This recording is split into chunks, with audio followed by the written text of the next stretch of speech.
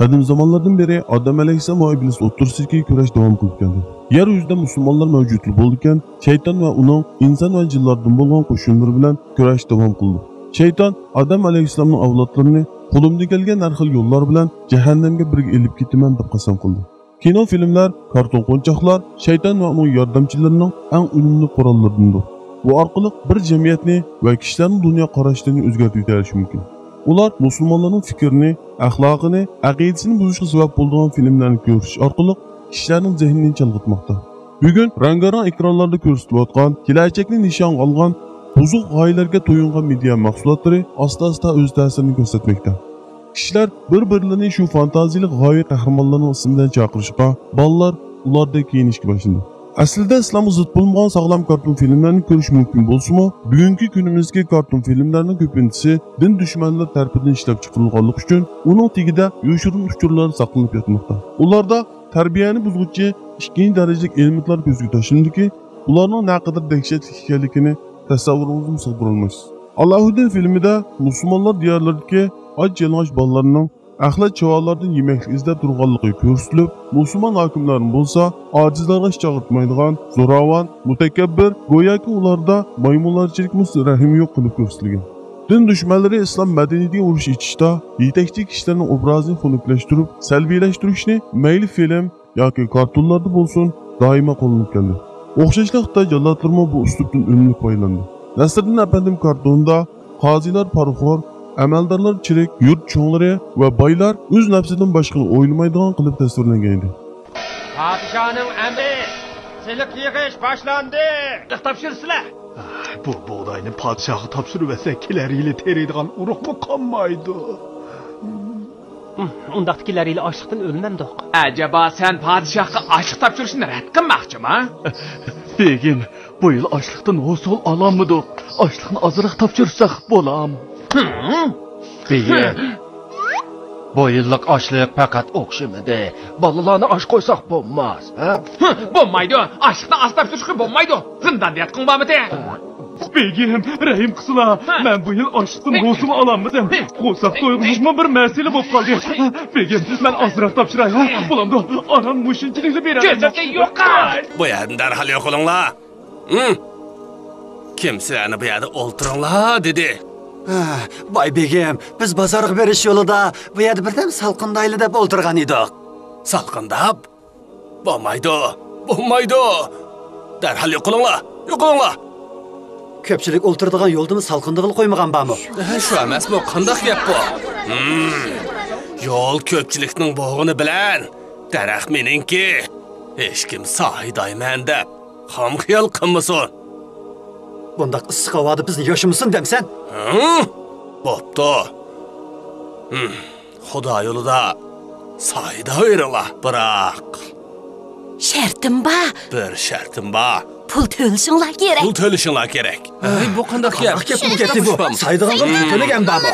Almisaqni tortib, qumdan boshqa hamma narsa pul bo'lib kelgan. Navoda naq pul to'layolmasanglar, narsa keraklaringlarni qarzga tutib qolaman. Boya bu yerda saydig'anlardan sen, Kerem, Mehmet, yana sen shundakmi bor? Menda pul yo'q. Pul bo'lmasa, hamma narsani tutib qolaman. Aka.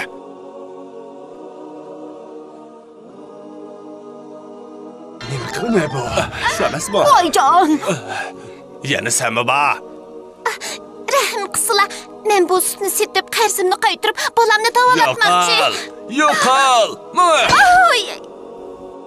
Bunda kartonlar sabiy bolalarning qalbida yurt cho'nglarga va dinga bo'lgan nafrat hislarini uyg'otdi.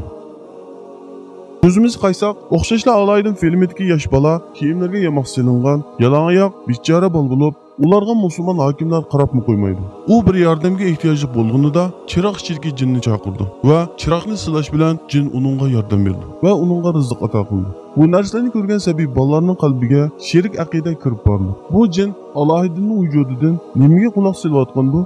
Ba'zi izlanguvchilar va haqiqatni yoritish uchun xizmat qiladigan bir qism analizchilar buning Qur'on ekanligini o'tirib qo'yishmoqda.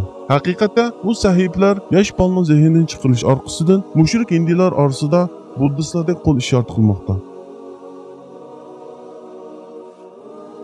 Va yerim yalang'och ayollar yosh bolaning oldida usul o'ynamoqda. Yana ba'zi kartonlar ochiqdan-ochiq dinsizlikqa chaqirdi. Forget about everybody else. Forget about Jesus Christ. Forget about Muhammad. Forget about Muhammad.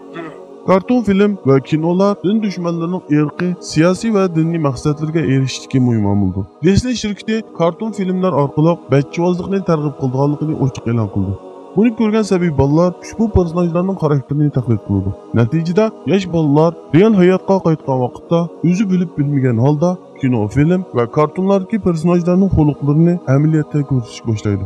Bu holatlar farzandlarimizning ing'a urushqoqlik, yovuzlik hissini va boshqalarning haqqidan qo'rqmaslik ingini singdirib olmaydi deb hech kim kafolat berilmaydi. Fantaziyalik filmlar yoshlarning miyasini o'ziga ram qilishda muhim rol o'ynaydi. Buni ko'rgan yosh bolalar fantaziya bilan haqiqat orasida tengal qolib qolmoqda. Bu filmlardagi qandaqdir tashqi planet odamlarning hujumi yoki meteorit toshlarning so'qilishi qatorli xatarlardan atalmish insonparvar imperialist kuchlar dunyoni qutqizib qoldi. Yoshlar buni ko'rib, mana bular yaxshi kishilar ekan, bularga tashakkur bildirishimiz kerak degan minnatdorlik tuyg'ulari qo'zg'aldi. O'zlari bilib bilmagan holda ularga muhabbat bog'laydi. Bu bolaning qo'lidagi simovliq shar esingizga keldimi? Sahnalashtirgan 1003 operalarida bolalar hijoblarini silib, yo'ruq sharning orqasidan yulduzlarga sig'inmoqda. Mana bu vahiy tarqalgan zamonlardagi bugungi o'zgarishlar. Sharq Turkistonda islomiy asarlarga chek qo'ygan Xitoy tajovuzchilari buzuq e'tiqodlar bilan yo'g'rilgan afsonaviy filmlarning xalqimizga tuhmat qilib tarqatdi va har birimizning hayot kartinasiga o'z ta'sirini qoldirib qo'ydi. Ig'roqlari din dushmanlarining avangard xizmatchilariga aylandi.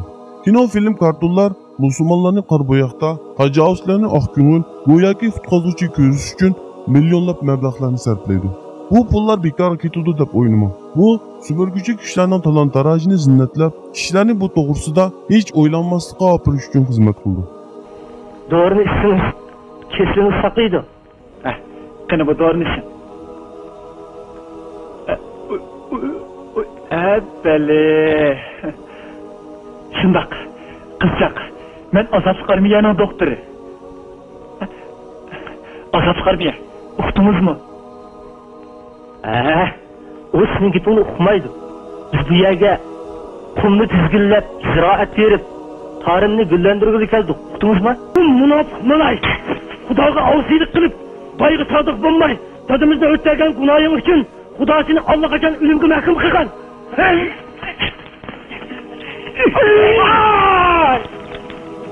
Bulantar!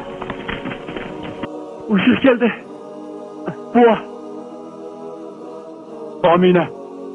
Amine. Dada. Dada. Amine. Dada. Dada. Benim başı doktor.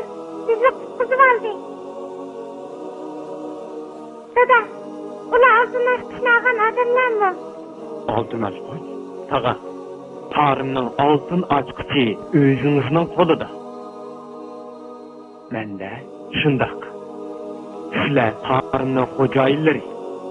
Biz bo'lsak sizlar bilan birlikda qumni tizginlab, suv boshlab, dehqonchilik qilib, tarımni gullantirgili keldik. Biz farzandlarimizga zaharlik narsalarni bermasligimiz aniq. Lekin kino, filmlardagi yo'shirin kuchlar bo'lgan ishonchimizning tuvanligidan bolalarimizni tinchlantirish uchun shaytoniy kuchlarni changaliq tashlab, televizor va telefonning oldida o'tirgizib qo'ymoqdamiz. Kelgusi avlodlarimizga ko'ngil bo'lsangiz, shaytoniy media mahsulotlaridan ehtiyot qilishingizni tavsiya qilamiz. Alloh hammamizni haqni bilib, haqqa ergashgili, botilni bilib, uningdan yiroq turganini nasib qilsin.